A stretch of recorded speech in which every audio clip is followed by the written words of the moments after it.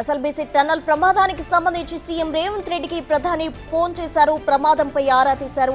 అన్ని విధాల సాయం అందిస్తామని కూడా ప్రధాని హామీ ఇచ్చారు. సహాయక చర్యలకు సంబంధించి సీఎం రేవంత్ మోదీకి వివరణ ఇచ్చారు. అయితే ఎస్ఎల్బీసీ టన్నల్లో జరిగిన ప్రమాదానికి సంబంధించి మంత్రుల పర్యవేక్షణకు సంబంధించి కూడా సీఎం మోదీకి వివరించిన పరిస్థితి తెలుస్తోంది. అయితే మొత్తంగా అయితే ఎస్ఎల్బీసీ టన్నల్లో 8 మంది అంటే 2 ఇంజనీర్లు 6 సిబ్బంది కూడా ఇరుక్కుపోయినట్టు తెలుస్తుంది. అయితే ఇప్పటికే కూడా ఆర్మీ సహాయం కూడా కోరినట్లు మంత్రులు ఉత్తమ్ అలాగే జూపల్లి కూడా చెప్పడం జరిగింది. ఇటువంటి ఘటనలు ప్రమాదవశాత్తు జరుగుతాయి, దీన్ని రాజకీయంగా చేయడం తగదు అంటూ కూడా జూపల్లి చెప్పిన పరిస్థితి. మొత్తంగా అయితే ఈ ఘటనకు సంబంధించి అధికారులు ఇది ఒక దురదృష్టవశాత్తు జరిగిన ఘటన అంటూ కూడా ప్రమాదవశాత్తు జరిగిన ఘటన, దీనికి సంబంధించి రాజకీయాలు చేయొద్దు అంటూ కూడా చెప్తున్నారు. మరోవైపు ప్రధాని మోదీ సీఎం రేవంత్ రెడ్డికి కాల్ చేయడం జరిగింది. అయితే రేవంత్ రెడ్డి ప్రధాని మోదీకి అక్కడ మంత్రుల పర్యవేక్షణకు సంబంధించి ఈ ప్రమాదానికి సంబంధించి కూడా వివరణ ఇచ్చిన పరిస్థితి తెలుస్తోంది.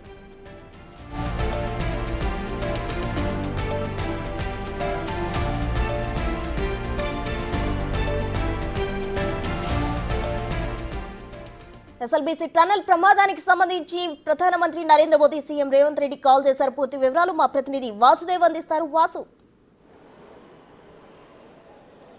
మొత్తం మీద ఏదైతే ఎస్ఎల్బీసీ టన్నల్ ప్రమాదానికి సంబంధించి కూడా సీఎం రేవంత్ రెడ్డికి ప్రధాని నరేంద్ర మోడీ కాల్ చేయడం జరిగింది. జరిగినటువంటి ఘటన పైన ఆయన ఆరా తీశారు.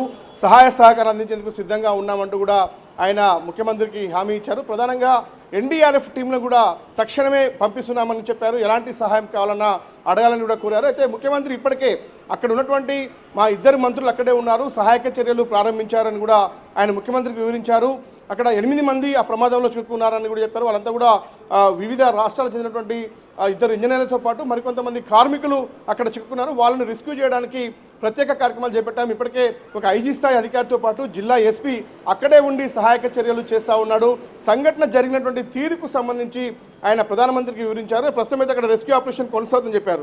అయితే పూర్తి స్థాయి సహకారం అందించేందుకు మేము సిద్ధంగా ఉన్నామని నరేంద్ర మోడీ కూడా చెప్పడం జరిగింది. దీనికి సంబంధించి ముఖ్యమంత్రి ఆయనే నేరుగా కాల్ చేసి మాట్లాడినటువంటి పరిస్థితి. ఇక అక్కడ జరుగుతున్నటువంటి సహాయక చర్యలకు సంబంధించి 2 మంత్రులు ఉత్తమ్ కుమార్ రెడ్డితో పాటు జూపల్లి కృష్ణారావు ఇమ్మీడియట్లీ సంఘటనా స్థలానికి హుటాహుటిన చేరుకున్నారు. అక్కడ సహాయక చర్యలు చేస్తున్నారు. ఇక్కడికి విద్యుత్తుకు సంబంధించినటువంటి ఎలాంటి అక్కడ వెంటిలేషన్కి ఇబ్బంది లేకుండా కూడా విద్యుత్తుని పునరుద్ధరించామని కూడా ఇప్పటికే చెప్పారు.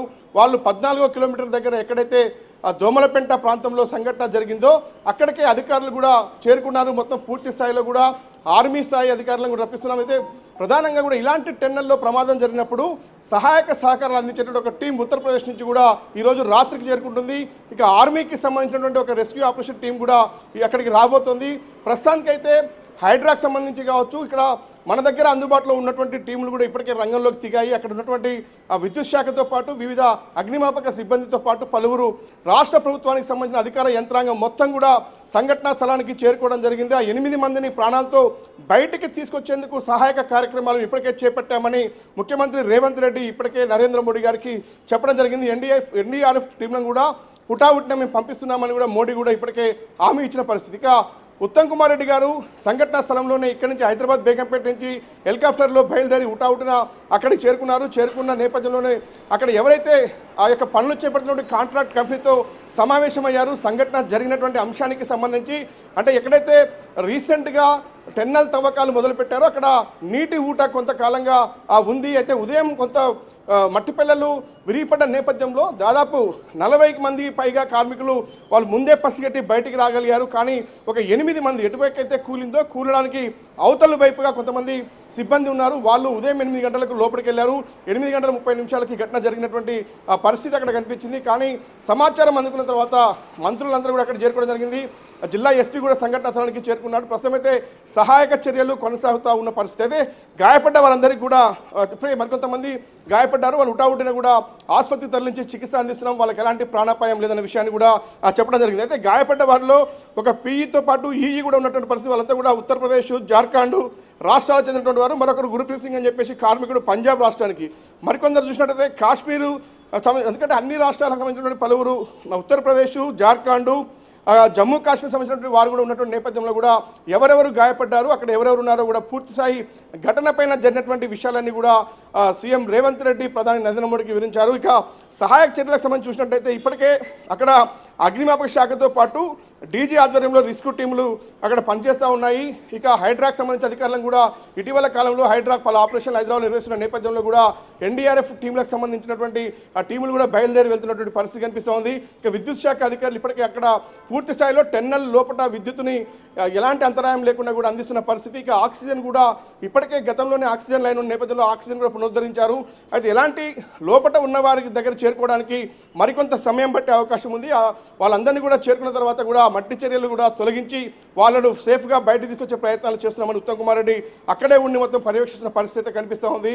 ఇది ఉత్తమ్ కుమార్ రెడ్డితో పాటు అక్కడ ఉన్నటువంటి ఆ జిల్లా మంత్రికి సంబంధించి కూడా అక్కడే ఉండి మొత్తం పర్యవేక్షణ చేస్తూ ఉన్నారు. పోలీస్ అధికారులతో పాటు వివిధ శాఖలకు సంబంధించినటువంటి అధికార యంత్రాంగంతో కూడా ఎక్కడికక్కడ రెస్క్యూ ఆపరేషన్ కొనసాగుతున్నటువంటి పరిస్థితి మనకు కనిపిస్తూ ఉంది. ఇక పూర్తిగా కూడా అక్కడ ఉన్నటువంటి సంఘటన జరిగినటువంటి తీరు పక్కన పెడితే మొదటగా అక్కడ చిక్కుకున్న వారిని కాపాడే ప్రయత్నం చేస్తూ ఉంది. యథావిధిగా పనులు కొనసాగించేందుకు కూడా లోపలికి వెళ్లేందుకైతే ప్రయత్నాలు సాగిస్తున్నట్టుగా మనకు ఉత్తమ్ కుమార్ రెడ్డి కొద్దిసేపటి క్రితమే మీడియాతో మాట్లాడుతూ ఆయన చెప్పారు. పూర్తిగా కంపెనీ ఎవరైతే అక్కడ పనిచేస్తున్నటువంటి కంపెనీ యాజమాన్యంతో పాటు అక్కడ ఉన్నటువంటి అధికారులతో పాటు ఇతర రాష్ట్రాల్లో ఎక్కడైతే ఎక్స్పర్ట్ టీమ్స్ ఉంటాయో, ఎందుకంటే ఇలాంటి టెన్నెల్ ప్రమాదాలు జరిగినప్పుడు చాలా రేర్గా జరుగుతూ ఉంటాయి. జరిగినప్పుడు రెస్క్యూ ఆపరేషన్లో పాల్గొన్న సిబ్బంది ఏ ఏ రాష్ట్రాల్లో ఉన్నారన్న అంశంపైన ఆరాధిస్తోంది ప్రభుత్వం. అయితే ఉత్తరప్రదేశ్ సంబంధించినటువంటి ఘటనకు సంబంధించి పాల్గొన్నటువంటి వ్యక్తులు ఎవరైతే ఉన్నారో వాళ్ళతో పాటు అయితే ఇప్పుడు ఆ టెన్నెల్లో పనిచేసే ఆ కంపెనీకి సంబంధించినటువంటి కొంతమంది ప్రతినిధులు కూడా అక్కడే ఉండి పర్యవేక్షిస్తున్న పరిస్థితి కనిపిస్తూ ఉంది. అంటే పూర్తి స్థాయిలో ఈరోజు రాత్రి వరకు కూడా ఆ సంఘటన జరిగినటువంటి స్థానానికి చేరుకొని కూడా అక్కడ ఉన్నటువంటి 8 మందిని కూడా ఎలాంటి ఇబ్బంది లేకుండా బయటికి తీసుకొచ్చేందుకైతే అక్కడ ఉన్నటువంటి వైద్య టీములతో పాటు డాక్టర్లను కూడా రప్పించడం జరిగింది. అక్కడ అంబులెన్స్లు కూడా సిద్ధంగా ఉంచినటువంటి పరిస్థితి కనిపిస్తూ ఉంది. లోపల వారికి ఎలాంటి చిన్న ఇబ్బంది కూడా లేకుండా చూసుకునే ప్రయత్నాలు అయితే రాష్ట్ర ప్రభుత్వం చేస్తూ ఉంది. అక్కడ ఉన్నటువంటి రెస్క్యూ టీం కూడా చేస్తోంది. అన్ని అంశాలకు సంబంధించి నరేంద్ర మోడీ అయితే రెస్పాండ్ అయ్యారు. ఆయన ఎస్ఎల్బీసీ శ్రీశైలం సొరంగానికి సంబంధించినటువంటి ఘటనపైన పూర్తి స్థాయిలో ఆరాధించి కూడా సీఎం రేవంత్ రెడ్డి అన్ని ఆయనకు క్షుణ్ణంగా వివరించినటువంటి పరిస్థితి కనిపిస్తూ ఉంది. చూడాలి మరి ఎన్డీఆర్ఎఫ్ సంబంధించిన కేంద్ర బలగాలు ఇక్కడికి వచ్చినట్లయితే మరింత ఆపరేషన్ చాలా ఈజీ అయ్యే అవకాశం ఉంటుంది. మరి అర్ధరాత్రి వరకు కూడా చేరుకునే అవకాశం అయితే కనిపిస్తుంది. ఇక ఆర్మీ టీం కూడా రాబోతా ఉంది. ఇక ఉత్తరప్రదేశ్ సంబంధించిన టీం కూడా వచ్చే అవకాశం కనిపిస్తుంది. Thank you Vasu.